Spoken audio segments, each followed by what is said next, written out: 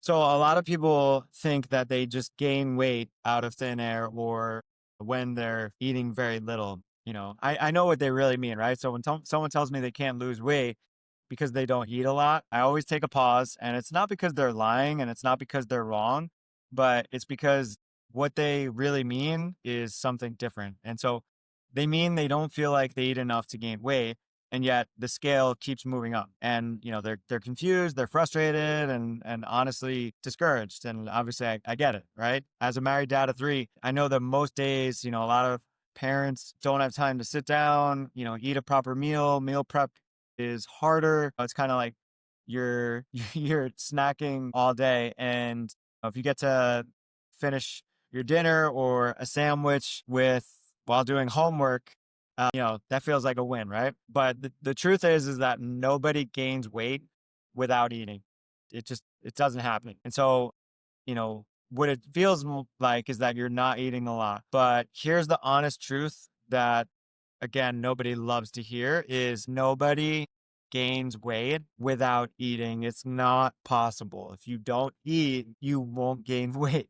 And I don't recommend not eating, right? Because that makes things harder, right? But the reason so many people think they barely eat is because, they're really busy. So the eating that they do is typically quick, it's mindless, it's untracked, and you forget about it. A bite here, a bite there, handful of nuts here, something like that, a couple pretzels, and that adds up, right? And again, it's not because, you're lazy or people are lazy, especially parents, right?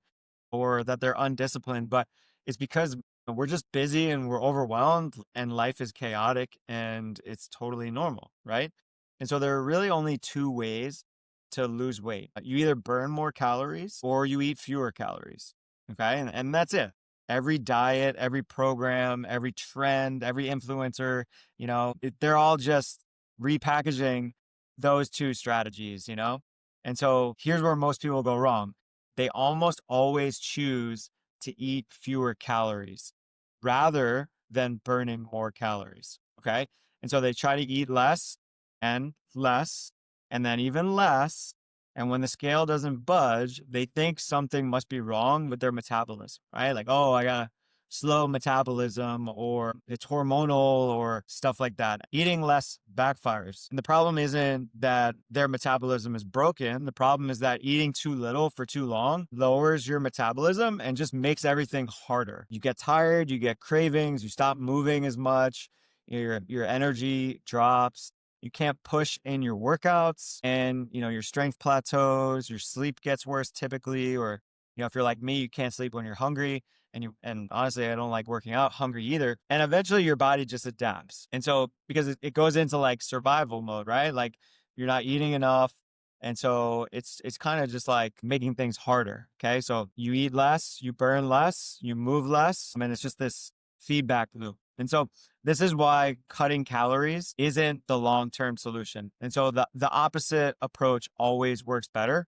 And what most people actually need is they need to build up the amount of calories that they burn, and they need to increase their metabolic rate. They need more muscle, they need more steps, more movement, and more strength training. And that's how you build a body that burns more calories, even when you're resting, even when you're sitting on the couch, right? Even when you're doing nothing. And after, you put the kids to bed and you're doing nothing, you're burning more calories, rest. And this is the best long-term strategy. And it's the strategy that lets you lose weight while eating like a normal human. And that's why I recommend it. It works better, it feels better, and it supports pretty much every goal from fat loss to strength to increasing energy and increasing and improving confidence. Like, how do you burn more without starving, right? So it's like the best part of this is that you don't need to starve yourself to lose weight. So, a lot of times when I work with someone on their diet, they're like, oh man, it feels like I'm eating more. It feels like I'm not on a diet. And that's amazing, right? It makes it so much easier to stick to. And you just need to give your body a reason to burn more, right? And this is why lifting weights is so powerful is, muscle is an active tissue that burns calories, all the time. So cardio, you burn more calories while you're doing it, but then when you're done, kind of like stops. Okay. Cardio also makes you more hungry a lot of times. So it kind of is this like give and take. But, with strength training, everything just becomes easier because the more muscle you have, the higher your BMR, which is your basal metabolic rate, which is the amount of calories that you just burn by being alive and being awake. And so this is really just the strategy that we employ. And again, you don't need to like become a huge bodybuilder or anything like that, but just like a couple strength training days and sessions per week and progressively getting stronger.